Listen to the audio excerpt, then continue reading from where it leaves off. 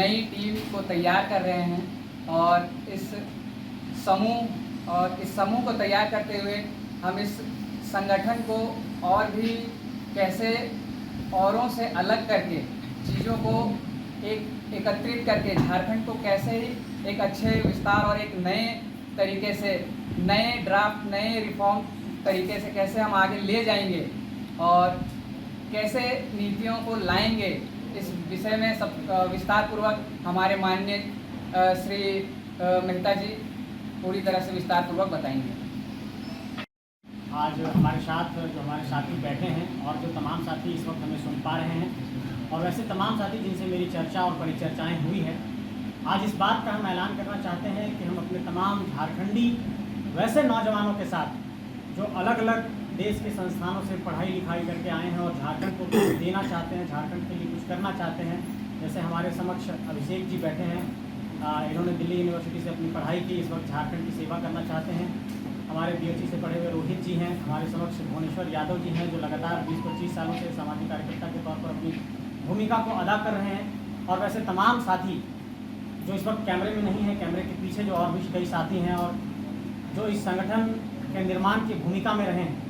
संगठन के निर्माण की भूमिका में कहने का अर्थ ये है कि आज पूरे झारखंड के लोगों को ये मैं बताना चाहता हूँ कि एक नए संगठन का ऐलान झारखंड की धरती में होने जा रहा है और ये संगठन झारखंड के मुद्दों को लेकर, झारखंड के नीतियों को लेकर, झारखंड के नियमों को लेकर, झारखंड के विकास को लेकर, झारखंड के विस्थापन को लेकर, झारखंड के पुनर्वास को लेकर और उन सभी बिंदुओं को लेकर जिन बिंदुओं की लड़ाई लगभग 3 सालों में 2.5 सालों में हम लोगों ने लड़ी है और जो झारखंडी जनमानस के समक्ष हम लोगों ने रखा है, उन्हीं बिंदुओं को रखते हुए एक नए संगठन का ऐलान कर रहे हैं और उस जो संगठन का नाम है उसका नाम भी आप लोगों के समक्ष ऐलान करना चाहते हैं और अपने तमाम साथियों को ये बताना चाहते हैं कि इसे मीडिया के सामने आप सब प्रस्तुत करें।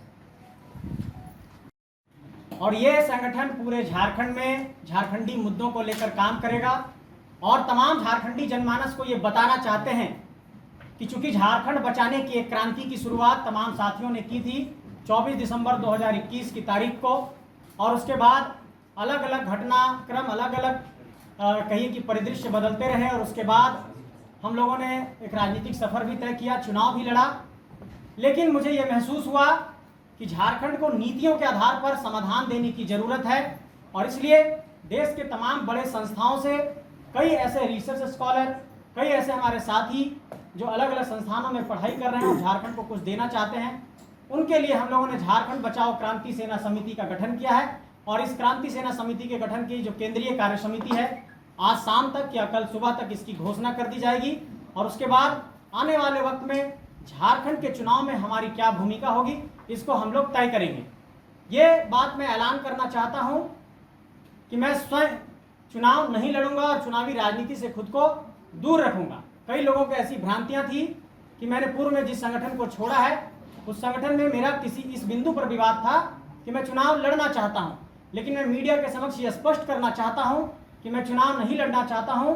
लेकिन अगर ऐसी कोई परिस्थितियां बनी कि झारखंड के वैसे नौजवान जो झारखंड को कुछ देना चाहते हैं और उन लोगों को अगर चुनावी राजनीति में लाने की जरूरत पड़ेगी तो ये संगठन इस तरीके का भी निर्णय लेगा। लेकिन फिलहाल इस संगठन की घोषणा के बाद हम एक सम्मेलन बुलाएंगे और सम्मेलन में इन सारे बिंदुओं पर हम लोग चर्चा और परिचर्चा करेंगे। इसका भी इस शब्द के साथ, इस शॉर्ट फॉर्म के साथ झारखंडी जनमानस के समक्ष हम लोगों ने जिन बिंदुओं को पहुंचाया है और उन समान बिंदुओं को झारखंडी जनमानस तक लेकर के जाना है, क्योंकि ये मुझे महसूस हुआ है कि कुछ चीज़ें डीरेल हो रही हैं और वो मूल उद्देश्यों से भटकता हुआ प्रतीत हो रहा है, इसलिए इसकी आवश्यकता महसूस हो रही है और इस बात का विश्वास झारखंडी जनमानस को दिलाना चाहते हैं कि जो भी होगा बहुत ही शानदार होगा, बेहतर होगा और झारखंड की धरती के लिए एक बेहतर निर्णय यहाँ के नौजवान लेंगे।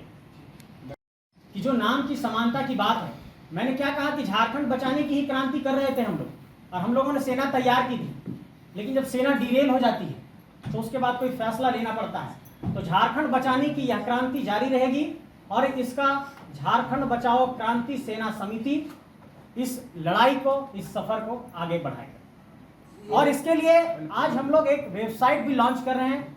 मैं ये कहना चाहूँगा तमाम साथियों को JBKSS झारखंड.in के माध्यम से कोई भी एक झारखंडी जनमानस इस संगठन का निःशुल्क सदस्य बन सकता है। JBKSS झारखंड.in हमारा वेबसाइट है और इस वेबसाइट पर आप लॉगिन करके वहां पर मेंबरशिप ले सकते हैं और कोई भी एक झारखंड का सामान्य आदमी निःशुल्क सदस्य इस संगठन का बन सकता है। झारखंड बचाओ नाम रखे जी, झारखंड बचाओ। जी, ये जो झारखंड बचाओ क्रांति सेना समिति एक रजिस्टर्ड ऑर्गेनाइजेशन है और पूर्व का जो ऑर्गेनाइजेशन है वो एक रजिस्टर्ड ऑर्गेनाइजेशन नहीं है।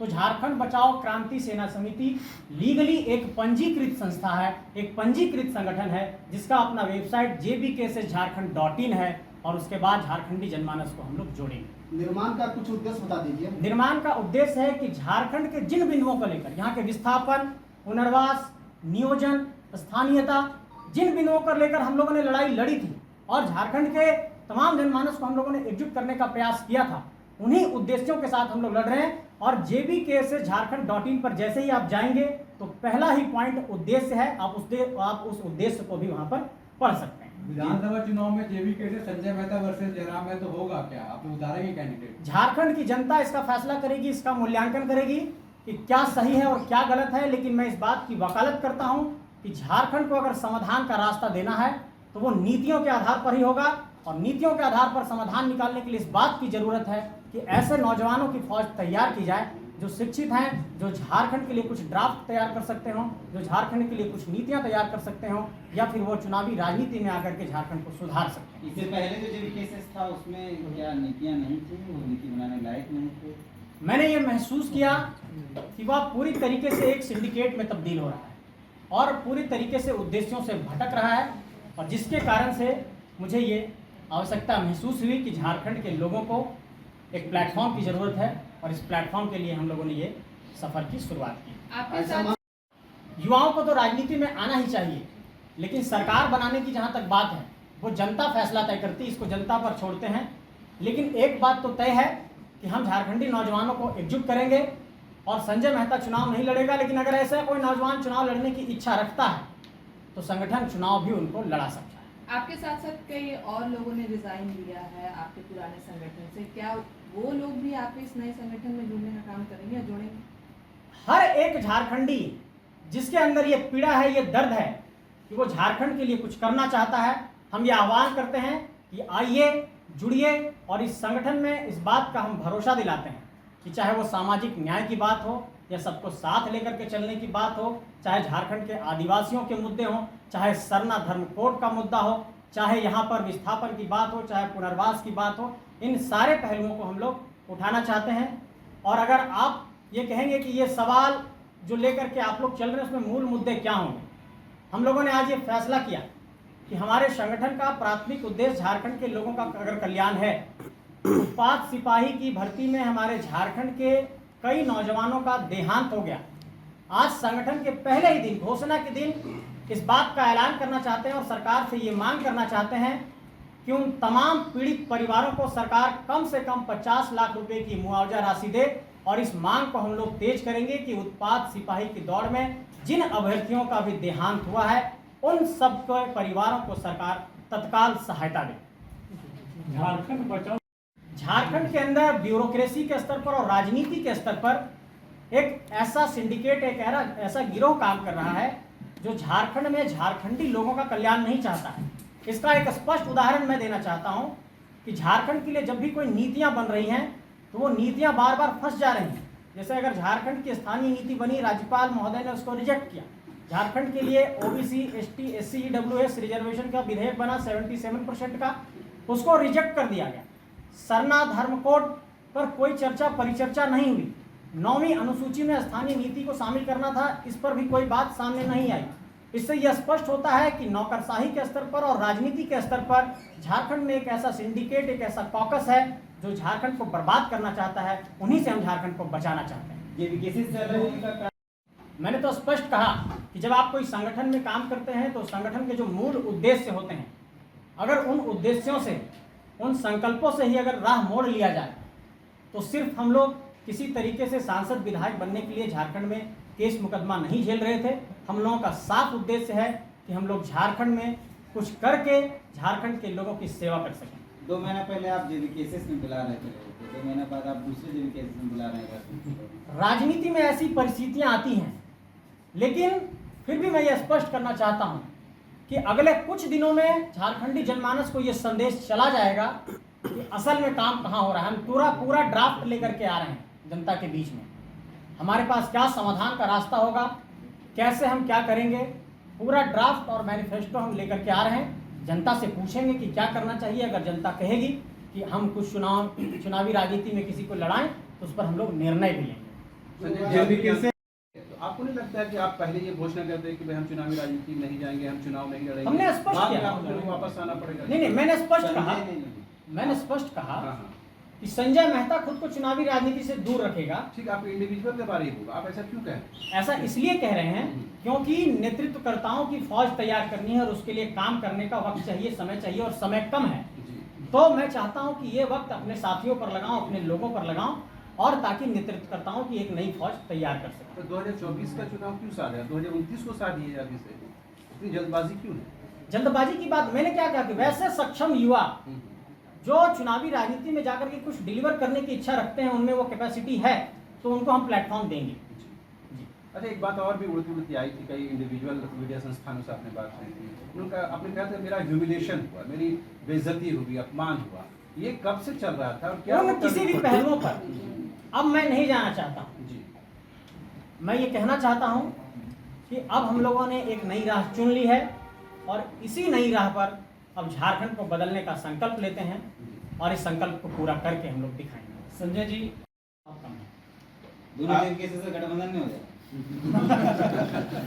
इस बात की भी संभावना करना आपका जिस तरह का कड़वाहट था उसी तरह का देवेंद्र नाथ महतो का भी कड़वाहट था, जेबी पुराने वाले जेबी केसेस से या फिर जेएल कैंप से, और आप लोग दोनों काफी करीब थे इस दूरी के बीच में। तो क्या जेबी आपके वाले जेबी केसेस में देवेंद्र नाथ महतो आएंगे तो कब आएंगे? मैंने क्या कहा कि उन सभी लोगों का स्वागत है जिनको लगता है कि ये संगठन उनको प्लेटफॉर्म दे सकता है, वहां पर वो बहुत स्वतंत्रता के साथ काम कर सकते हैं। जो भी जुड़ना चाहता है, संजय मेहता किसी को तोड़ने का प्रयास नहीं करेगा।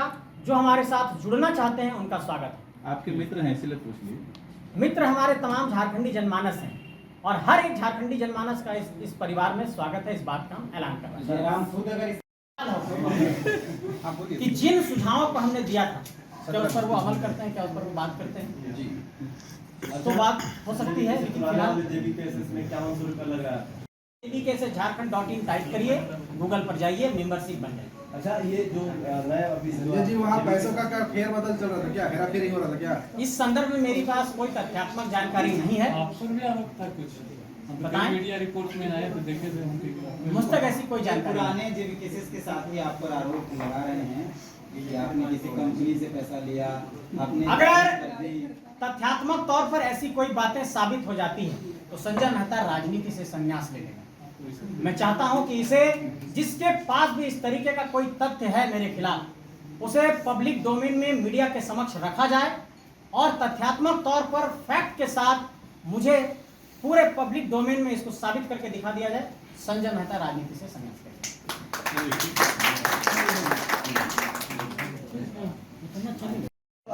पार्टी पूर्व प्रवक्ता पार्टी में जो जिसमें थे, तो वो कहाँ गए हैं? आपके प्रधान महासचिव कहाँ गए? इसके बारे में मैं इन पहलुओं पर जाना ही नहीं चाहता।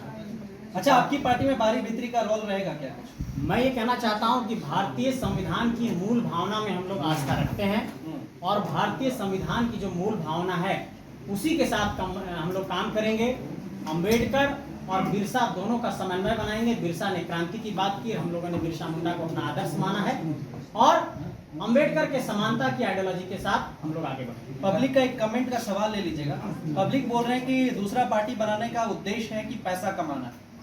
मैंने ये साफ तौर पर कहा है कि हमारे संगठन का सदस्य जो भी बनेगा वो निःशुल्क बन सकता है और भविष्य में ऐसी कोई भी बात अगर सामने आती है तो उन तमाम लोगों को मैं ये साफ तौर पर कहना चाहता हूँ कि एक एक झारखंडियों का ये संगठन होगा, झारखंडियों का ये परिवार है, सबका स्वागत है। ऐसी बातें निराधार है। ज्ञान यहाँ जरूरी है इसमें कि यहाँ नहीं?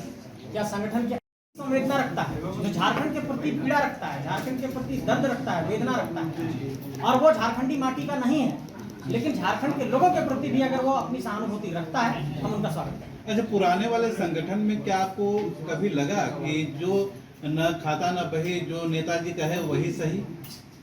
इन पहलुओं पर मैं नहीं जाना चाहता हूं और मैंने अपने इस्तीफे के बाद अपना पक्ष को रखा था।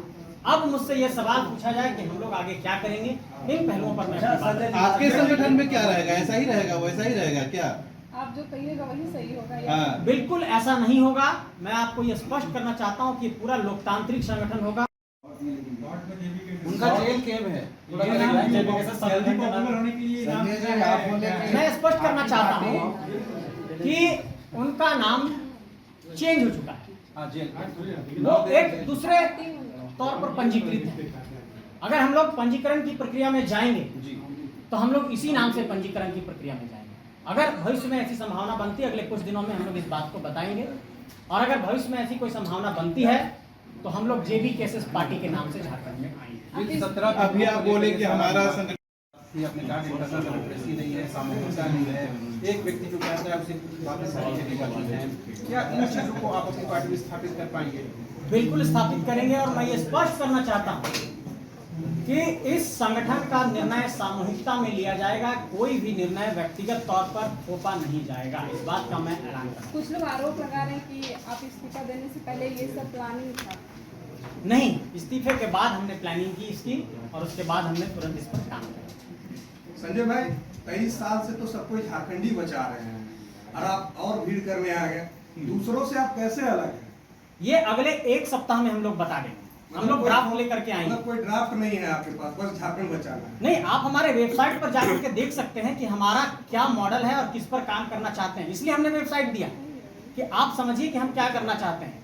लेकिन जिन बिंदुओं पर हम लोग काम कर रहे हैं उन बिंदुओं को पूरे तरीके से झारखंड के विकास का मॉडल क्या होगा, कैसे यहाँ पर हम लोग लोगों को रोजगार दे पाएंगे, उन सारे पहलुओं पर जो हमारा ड्राफ्ट होगा उसको अगले कुछ दिनों में हम लोग लेकर के आएंगे, क्योंकि जो हम लोगों की रिसर्च की टीम है उस पर वो काम कर रही है।